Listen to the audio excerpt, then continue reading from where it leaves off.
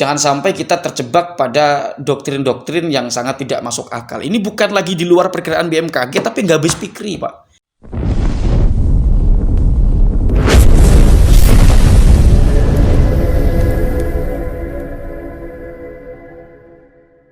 Assalamualaikum warahmatullahi wabarakatuh. Alhamdulillahirabbil alamin wa bihi nasta'inu ala umurid dunya waddin wa ala alihi wa sahbihi ajma'in. Amma ba'du, fa ya ayyuhal ikhwanu, mudah-mudahan kita semua masih dalam keadaan yang baik-baik saja, bergembira selalu, dan mudah-mudahan Allah Subhanahu wa taala memberikan kita kesehatan zahiran wa batinan, memberikan kesehatan nalar, kesehatan pikiran, kesehatan logika, kesehatan jiwa, dan juga mudah-mudahan Allah Subhanahu wa taala memberikan kita keselamatan, keberuntungan, kemenangan, kebahagiaan, kesejahteraan, keamanan fid dini wad dunya wal akhirah. Amin Allahumma amin.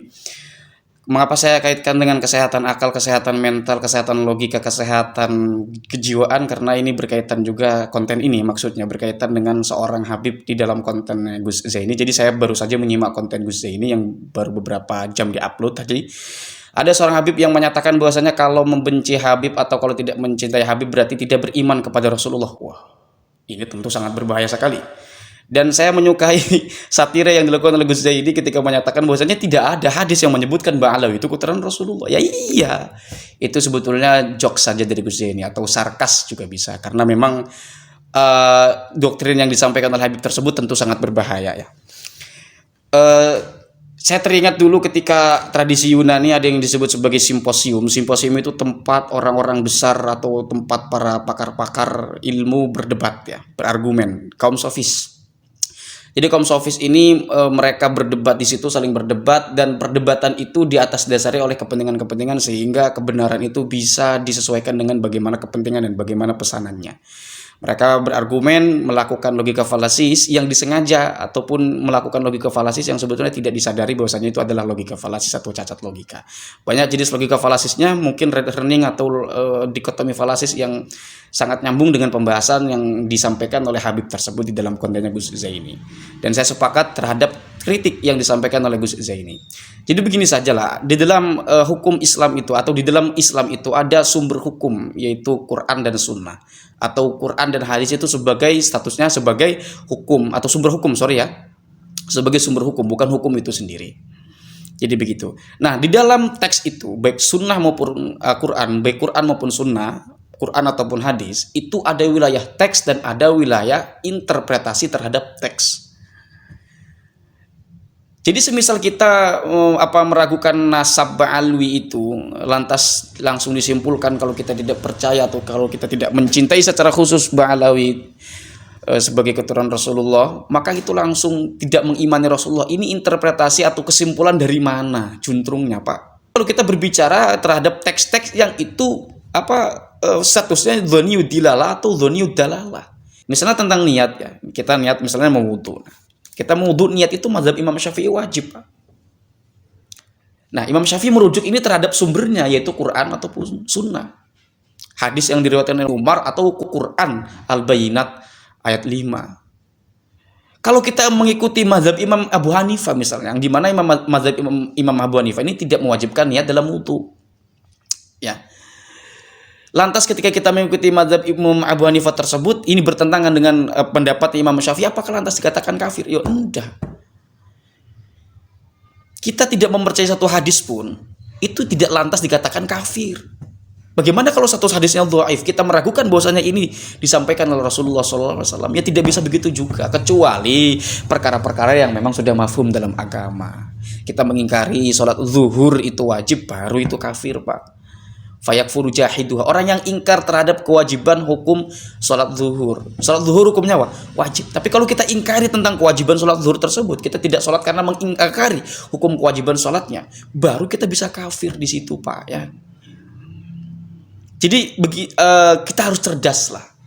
Jangan sampai kita terjebak pada doktrin-doktrin yang sangat tidak masuk akal. Ini bukan lagi di luar perkiraan BMKG, tapi nggak habis pikir, Pak. Kok bisa seperti ini? Saya akan kaitkan sebuah hadis di sini yang juga pernah dibawakan oleh satu Habib ya. Ini juga wilayah hadis yang multi interpretasi. Ulama banyak perpandangan tentang ini. Nanti akan saya bawakan di sini salah satu pandangan ulama ya terhadap hadis yang akan saya bawakan di sini. yaitu tentang hadis Icrah itu, yang mungkin banyak Habib yang mengatakan seperti ini ya. Jadi ada tentang hadis Sakolen ya. Jadi hadis Sakolen itu ada yang Al-Quran wa sunnah dan Al-Quran wa Icrah. Ada yang seperti itu bunyinya. Taraktu fikum as-sakolaini ma in tamassaktum bihima lan tadillu kitaballahi wa icrati ahla baiti. Itu yang pertama. Kemudian yang kedua, taraktu fikum amrayni lan tadillu ma tamassaktum bihima kitabillahi wa sunnati nabiyhi, atau kitaballahi wa sunnata nabiyhi. Ada yang sunnah Nabi, ada yang icrah. Jadi bunyi hadisnya seperti itu. Lantas kemudian ini pernah disampaikan oleh Habib, Icrah itu adalah keturunan yang sampai sekarang ini. Walaupun orangnya bodoh sekalipun. Quran dan keturunan itu. Bagaimana menurut pandangan Ibnu Qudamah? Qala Ibnu Qudamah, la nusallimu annal murada bisaqalaini al-Qur'anu wal icratu. Aku tidak membenarkan, aku tidak terima bahwasanya yang dimaksud dengan as-saqalain itu adalah Quran dan icrah. Kata Ibnu Qudamah ini. Ini interpretasi Ibnu Qudamah terhadap teks tersebut. Wa innama al-muradu al-Qur'anu wa sunnatu. Ya, yang dimaksud itu adalah Al-Qur'an dan sunnah. Jadi yang dimaksud icrah di situ adalah sunnah. Mengapa kok icrah itu dimaknai sebagai sunnah oleh Ibnu Qudamah? Nanti ada pembahasan oleh Ibnu Qudamah di bawah ya. Kok bisa seperti itu? Kemudian kama fi riwayati al-ukhra, sebagaimana dalam riwayat hadis yang lain, taraktu fikum amroini lan tadillu mata masaktum bihima kitabillahi wa sunnati rasulihi, atau kitaballahi wa sunnati rasulihi. Akhrajahu Malikun, telah mau riwayatkan atau mengeluarkan hadis tersebut siapa? Imam Malik fil Muwatta, di dalam kitab Al-Muwatta.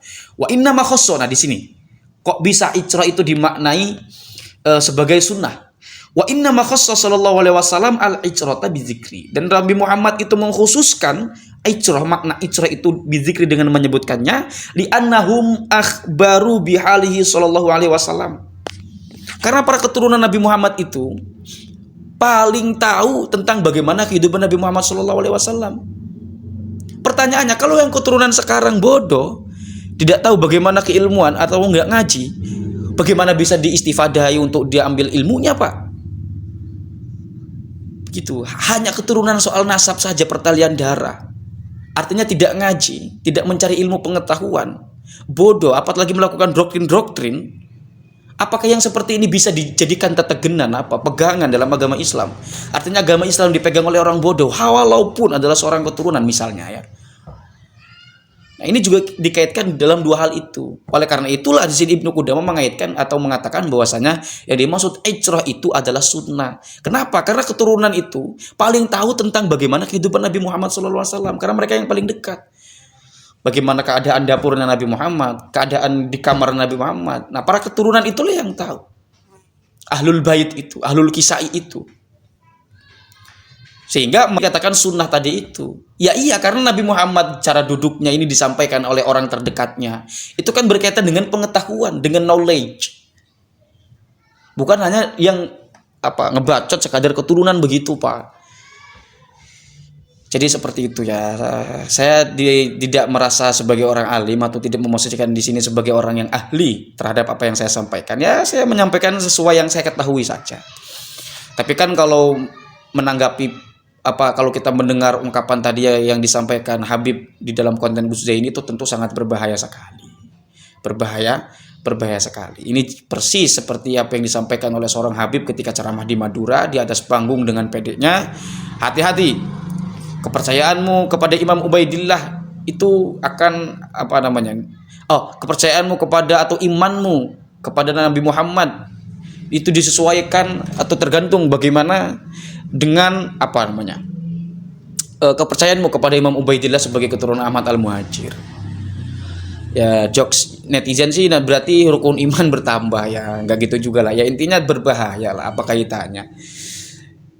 Kalau jokesnya Gus Zaini itu ya tidak ada hadis yang mengatakan Bang Alawi itu keturunan Rasulullah, ya memang enggak ada, Pak ya. Kalau kita jawab benar-benar kan memang enggak ada seperti itu. Cuma jokes saja lah untuk mengimbangi jokes yang dilakukan oleh Habib tersebut. Habib tersebut itu sebetulnya jokes. Kalau kita tanggapi secara nalansat itu lucon sebetulnya. Tapi kalau yang mendengar orang bodoh ya mungkin itu dimaknai sebagai kebenaran. Oh, berarti kalau kita membenci habaib, kalau kita tidak mempercayai habaib sebagai keturunan Nabi Muhammad, berarti kita kafir. Kita tidak beriman, kita tidak mempercayai Nabi Muhammad SAW. Nah, itu kan sangat berbahaya sekali, Pak ya. Karena kenapa kata Gus Zaini itu jangankan Quran dan hadis ya. kitab yang menyebut Ubaidillah pun itu baru belakangannya memang seperti itu, Pak. Yang menyebut Ubaidillah itu justru itu karena diragukan. Kalau kita meragukan satu hadis yang apalagi menurut ulama ini dhaif, lantas kita ragu apakah ini berdasarkan dari Rasulullah, itu tidak bisa dikatakan kafir. Begitupun soal nasab ini. Ini secara kitab-kitab atau secara kajian manuskrip ini kok banyak yang janggal nasab, salah satu nasab tertentu ini. Ketika kita meragukan ini apakah sungguh-sungguh dari Rasulullah atau bukan, tidak bisa juga kita lantas dikatakan kafir. Gitu Pak ya. Mudah-mudahan Allah menyelamatkan kita. Tentu apa yang saya sampaikan ini banyak kekurangan dan tidak sempurna. Tapi saya tidak bisa bicara panjang-panjang karena berkaitan dengan durasi dan juga tentang hal-hal teknis dalam video saya.